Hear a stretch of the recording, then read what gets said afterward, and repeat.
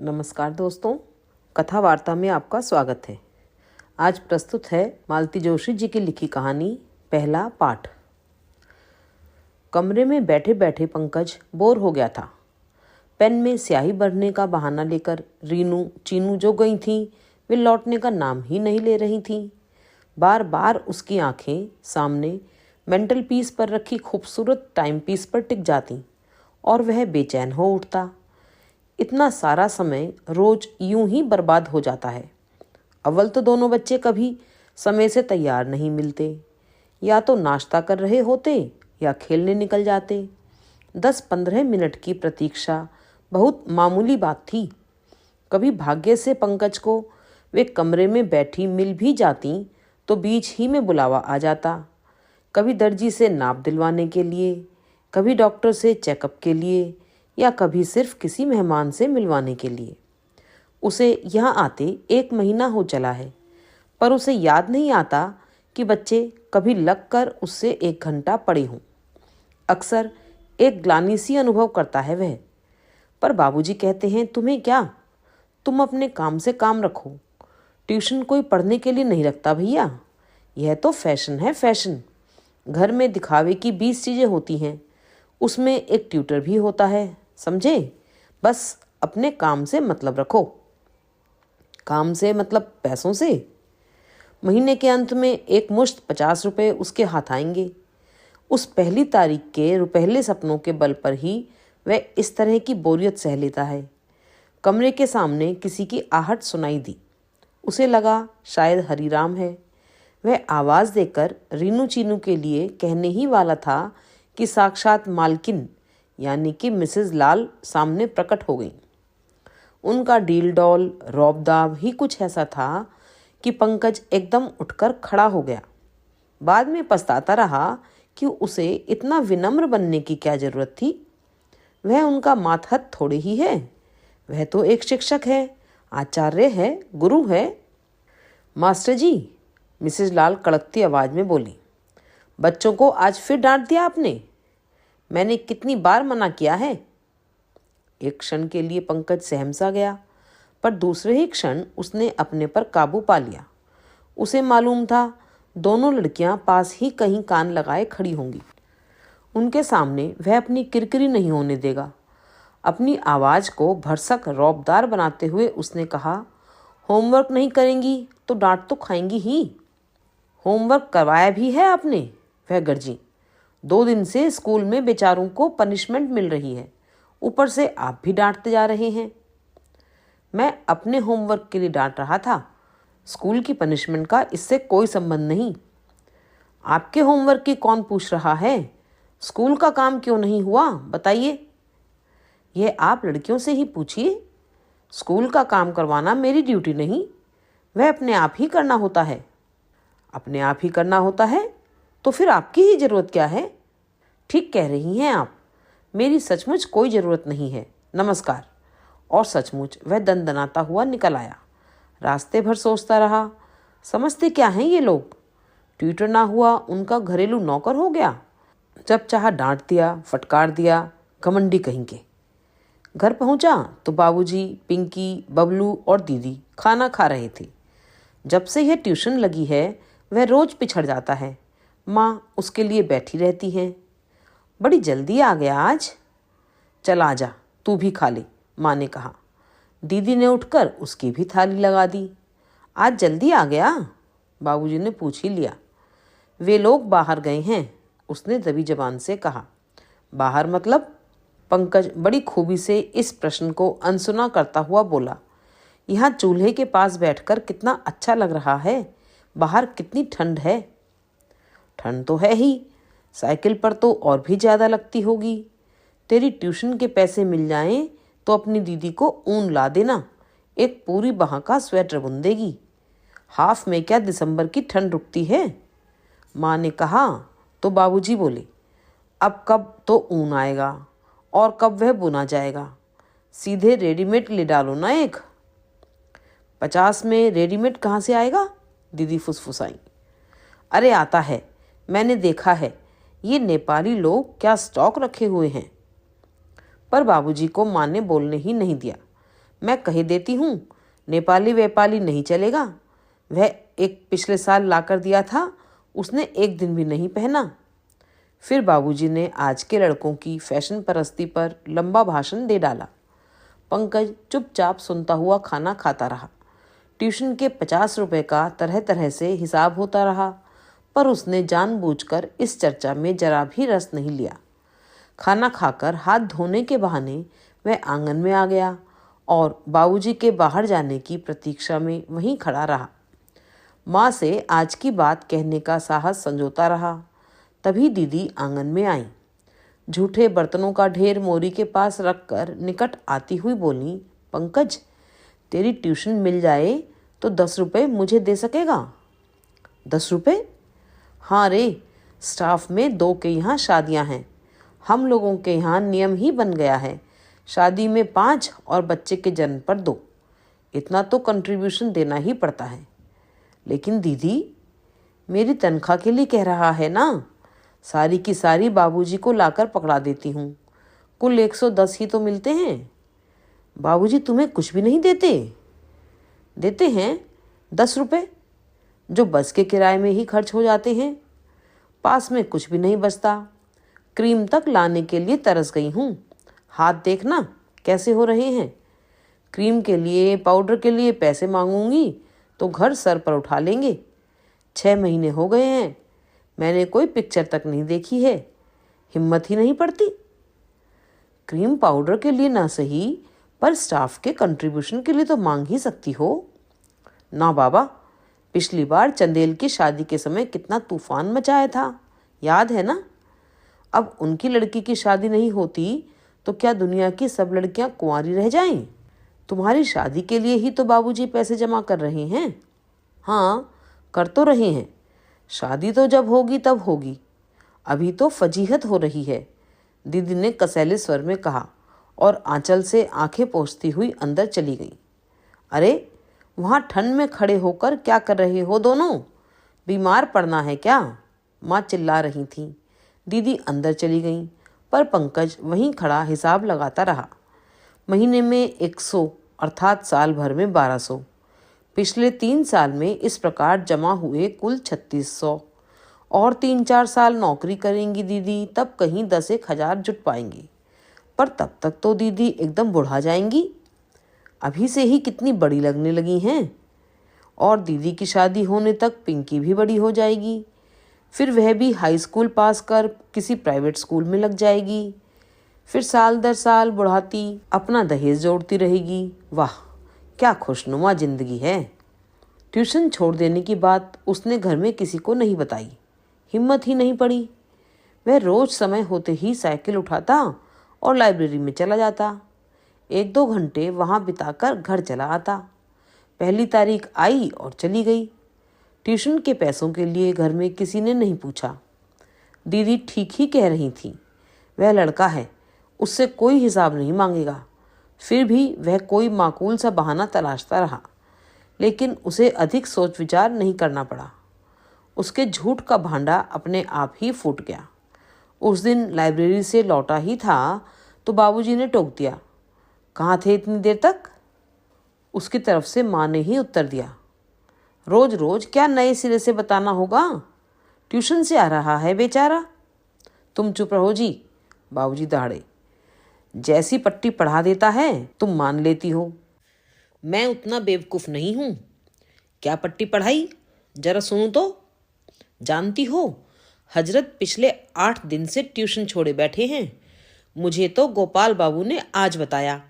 वह इतने नाराज हो रहे थे, इतना गैर जिम्मेदार निकल जाएगा यह उन्हें पता नहीं था।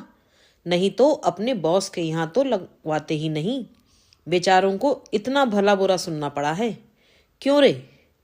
माँ ने सिर्फ इतना ही कहा, पर उन 2 शब्दों में केवल कुतूहल नहीं था, निराशा थी, दुख था।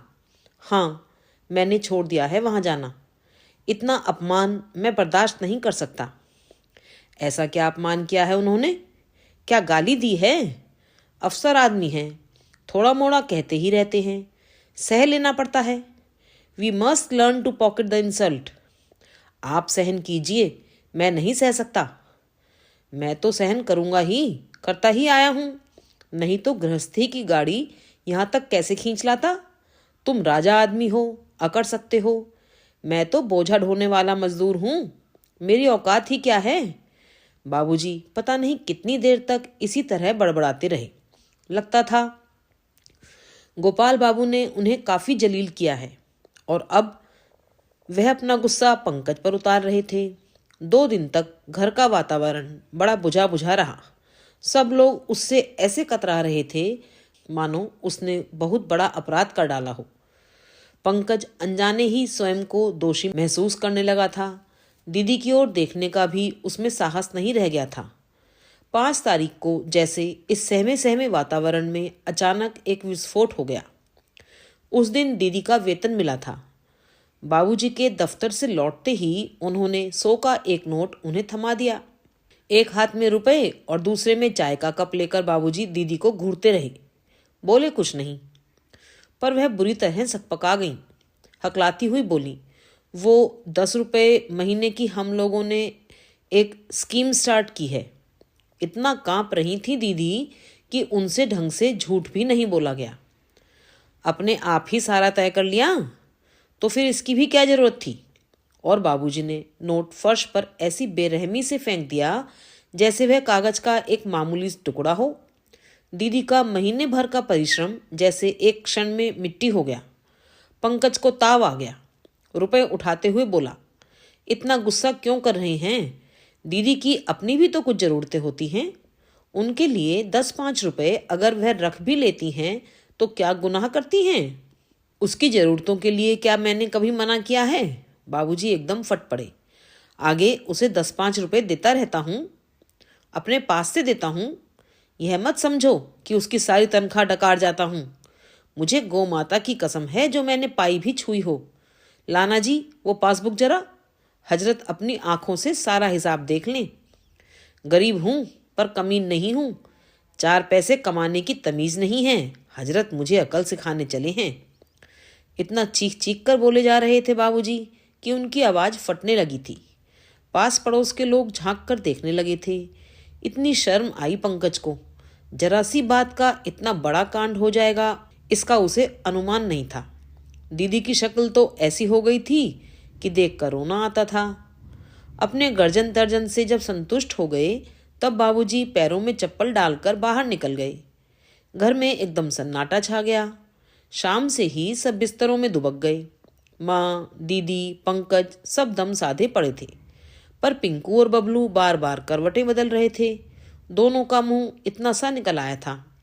पंकज का मन एक साथ ही आक्रोश और करुणा से भर उठा। बेचारे बच्चों ने सुबह 10 बजे खाना खाया होगा। स्कूल से लौटकर केवल 1 कप चाय मिली होगी। बहुत हुआ तो बासी रोटी। नींद आए तो कैसे, पेट में तो चूहे कूद रहे होंगे। फल फूल मेवा मिठाई ना सही 2 जून का खाना तो ठीक से मिलना चाहिए इन्हें। वह तैश में आकर माँ के सामने खड़ा हो गया। माँ, खाना दो, भूख लगी है। माँ ने उसकी ओर ऐसी दृष्टि से देखा जैसे उसने कोई बहुत अशोभनीय बात कह दी हो। पंकज ने उस ओर ध्यान नहीं दिया। कठोर स्वर में बोला, दिन भर के भूखे हैं बच्चे, आपको उनका भी ख्याल नहीं है।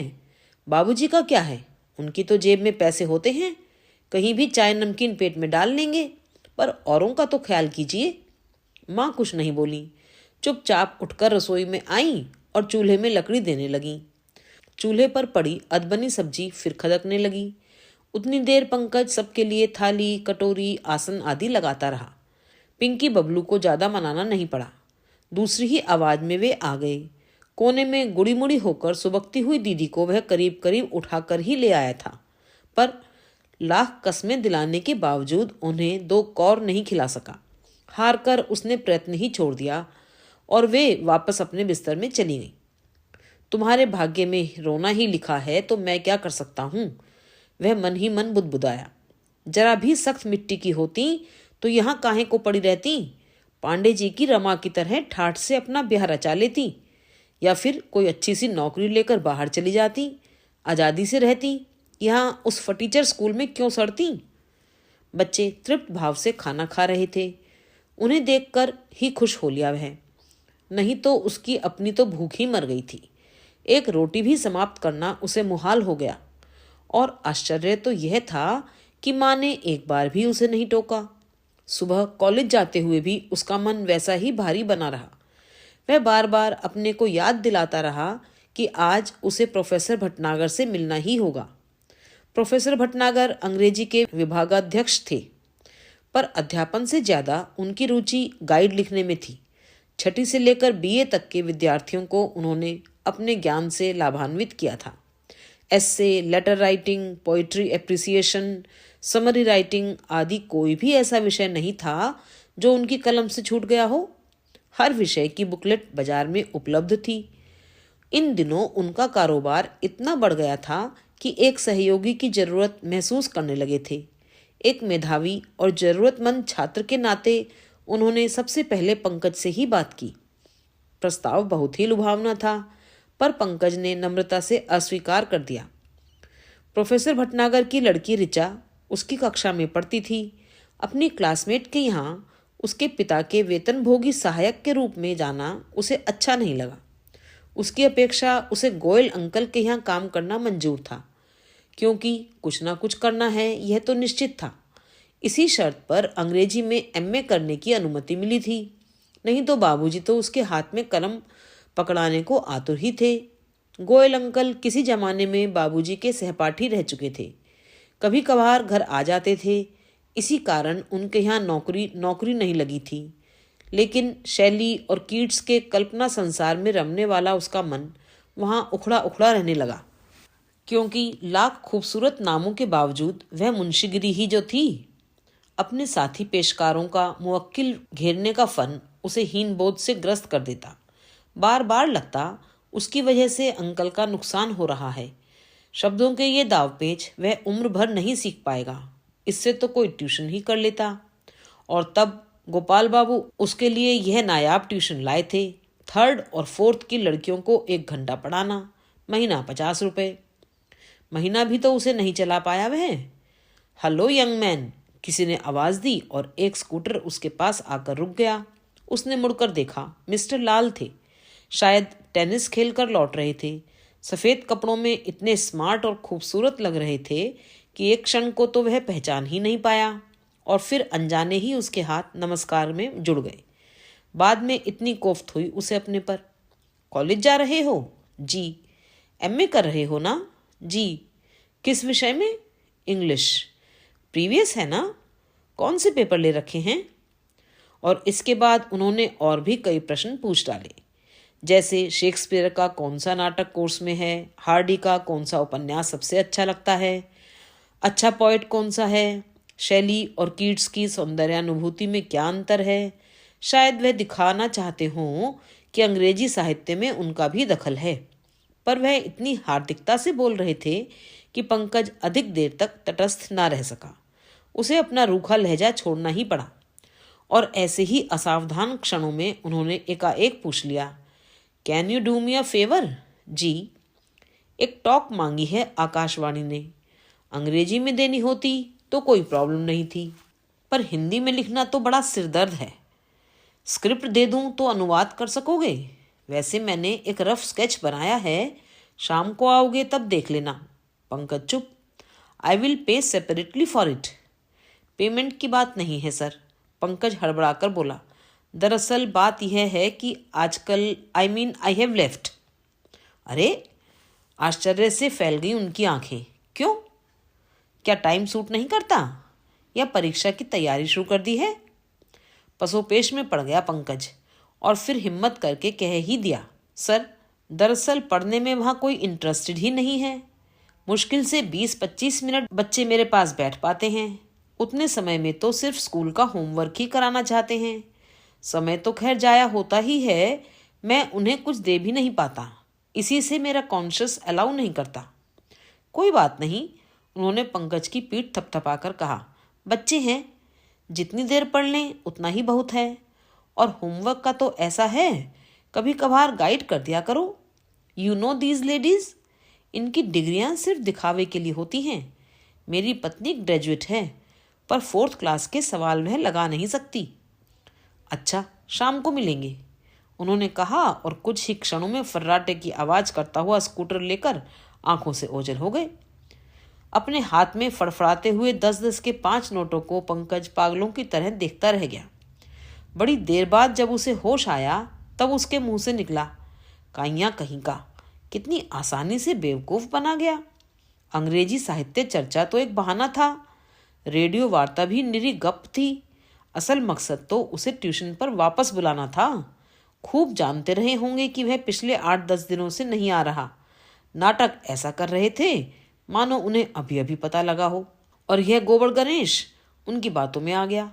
सर सर कहकर उनके सामने दांत निपोड़ता रहा, आत्मा की बातें करता रहा। क्यों नहीं कह दिया उनके मुंह पर कि आपकी बीवी बेहद बदतमीज औरत है, उससे मेरा निभा नहीं हो सकेगा। अपने को दिन भर कोसता रहा पंकज, पर जेब में रखे रुपयों की गर्मी का भी अनुभव करता रहा। इसीलिए शाम के 6 बजते ही बाबूजी की खड़खड़िया साइकिल उठाकर बंगले की ओर चल दिया। वहां का नज़ारा ही बदला हुआ था। जाते ही चपरासी ने अदब से नमस्कार किया और साइकिल ले ली। कमरे में पहुंचते ही देखा रीनू चीनू पहले से ही वहां मौजूद हैं। उन्होंने बाकायदा नमस्ते भी की। टेबल करीने से लगी हुई थी, पेंसिलें छिली हुई थी। उसका मन खुश हो गया। दिन भर जो एक पछतावा सा था मन में, वह धुल गया। एक नए ही गौरव से भर उठा वह। उसी आवेश में अत्यंत उदार स्वर में बोला, लाओ भाई, स्कूल का करवाना है कुछ, पहले वह देख लें, बाद में फिर अपनी पढ़ाई करेंगे। लड़कियां पहले तो आश्चर्य से उसका मुंह देखती रहीं, फिर अपनी होमवर्क की कॉपियां निकाल लाई। वह बड़े मनोयोग से उनके सवाल करवाता रहा, शब्दार्थ लिखवाता रहा, कविताएं समझाता रहा।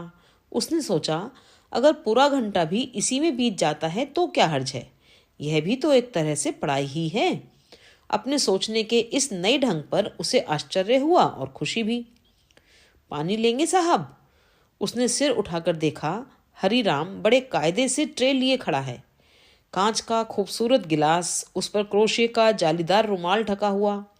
उसे प्यास तो नहीं थी, फिर भी उसने परितृप्त भाव से गिलास उठाया और पानी पीकर वापस रख दिया। उसे एक पुरानी बात याद आ गई। तब उसे यहाँ आते हुए 3-4 दिन ही हुए थे। वह कमरे में बच्चों को पढ़ा रहा था। बाहर हॉल में पार्टी चल रही थी। कुछ संभ्रांत मेहमान आए हुए थे, क्योंकि बाहर 2-3 गाड़ियां खड़ी थीं।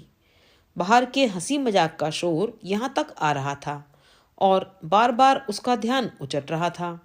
उसने चाहा कि बीच का दरवाजा बंद कर ले ताकि आवाज कुछ कम हो। वह उठकर दरवाजे तक गया ही था कि उसने सुना, भाई साहब, मास्टर जी को चाय लगा दें? बाहर हो गया? जी। सबके ड्राइवरों को दे दिया? नहीं तो बाद में सब चिल्लाते फिरेंगे कि लाल साहब के बंगले पर चाय भी नहीं मिली। सबको पिला दिया साहब। तो फिर दे दे मास्टर को। धम्म से आकर वह कुर्सी पर बैठ गया। अपमान से उसका मुंह लाल हो आया था। तभी हरिराम दोनों हाथों में कप प्लेट थामकर उसके सामने आ खड़ा हुआ। मास्टर जी, चाय?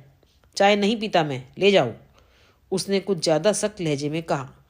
हरिराम पहले तो सक पकाया, फिर बुरा सा मुंह बनाकर चला गया। कुछ क्षण पहले जब उसने मालकिन हरिराम संवाद सुना था, तभी यह निर्णय ले लिया था कि इस घर में चाय कभी नहीं पिएगा। पर हरिराम को यूं हाथों में चाय लाते देखकर तो उसका खून खौल गया था। वह ट्रे संस्कृति का पला हुआ नहीं था। उसके घर टीन की एक ही ट्रे थी जिस पर ताजमहल बना हुआ था। दीदी को जब कोई देखने आता था, बाबूजी के कोई खास दोस्त आते थे, तभी वह बाहर निकलती, अन्यथा नए कप प्लेटों के साथ अलमारी में सुरक्षित रखी रहती। लेकिन यहाँ के रस्मों रिवाज अलग थे। उसने देखा था कि बच्चे भी पानी मांगते हैं तो वह कायदे से ट्रे में लाता है। इसीलिए हरिराम जब हाथ में चाय लाया तब उसे अवज्ञा का भान हुआ और अपमान का यह शूल बहुत गहरे तक चुभ गया। पर आज तो उसके लिए पानी भी ट्रे में आया था। जरूर मिस्टर लाल ने सबके कान उमेठे हैं। वह खुश हुए बिना नहीं रह सका। एक अनोखे दर्प से उसका चेहरा चमकने लगा। पढ़ाकर वह बाहर निकला, तब भी उसकी चाल में एक आत्मविश्वास था, रौब था। हॉल में शायद कोई बैठा था। पोर्च में अंदर की आवाजें साफ सुनाई आ रही थी। वह साइकिल का ताला खोल रहा था जब उसने सुना, मिसेज लाल, मास्टर फिर से आने लगा क्या? आएगा नहीं तो जाएगा कहाँ? ₹50 कम होते हैं। तो बीच में अकल कहाँ गुम हो गई थी? वही तो, इन्होंने तो ऐसी कसकर डांट लगाई, भला यह भी कोई तरीका है? परीक्षा सिर पर है और आप बिना बात के घर बैठ गए, कोई सूचना भी नहीं। पंकज का गुस्सा फिर उबलने लगा। इच्छा हुई कि दनादन सीढ़ियां चढ़कर सामने पहुंच जाए और कहे कि तुम्हारे श्रीमान जी ही चिरौरी करके लौटा लाए हैं मुझे, नहीं तो मैं उन ₹50 पर थूकता भी नहीं। पर नहीं हो सका, उससे यह सब नहीं हो सका। बाबूजी का असहाय क्रोध, माँ की उदास आंखें, दीदी की मूक वेदना, सब ने मिलकर उसका रास्ता रोक लिया। निरुपाय सा वह लौट पड़ा। बाबूजी ठीक ही कहते हैं। अपनी खड़खड़िया साइकिल पर पैडल मारता हुआ वह सोच रहा था। बाबूजी ठीक ही कहते हैं। We must learn to pocket insult. Yes, we must. अभी आप सुन रहे थे मालती जोशी जी की लिखी कहानी पहला पाठ।